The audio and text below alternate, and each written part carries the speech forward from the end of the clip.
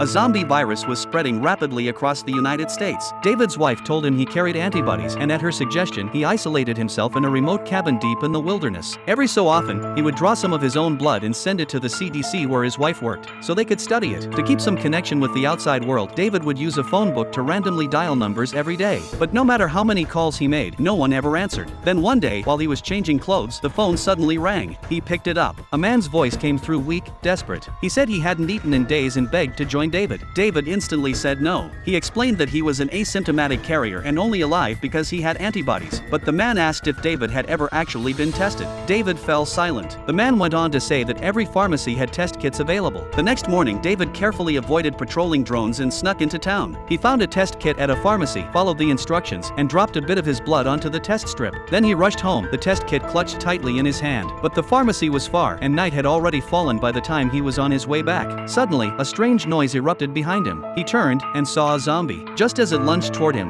an arrow shot through the air, taking the creature down. A figure in a hazmat suit stepped out from the shadows. David didn't wait. He grabbed his bag and ran without looking back, sprinting all the way back to his safe house. The next morning, David checked the test kit. What he saw left him stunned. He wasn't infected. Not at all. His wife had been lying to him this entire time. That evening, she called him via video chat. The moment the call connected, she scolded him for leaving the cabin without permission. Trying to stay calm, David asked, "Was I ever really infected?" She didn't answer. And in that moment, David knew the truth. She had been lying. After hanging up, David decided to follow one of the drones to find out what was really going on. He trekked through the woods until he reached a clearing where he saw a tent. When he heard footsteps nearby, he quickly ducked behind a rock. To his shock, the drone operator was the same person who had saved him with the arrow. The figure stepped toward the tent, holding an axe, and pulled back the flap. Inside was his wife, and she was injecting herself with David's blood.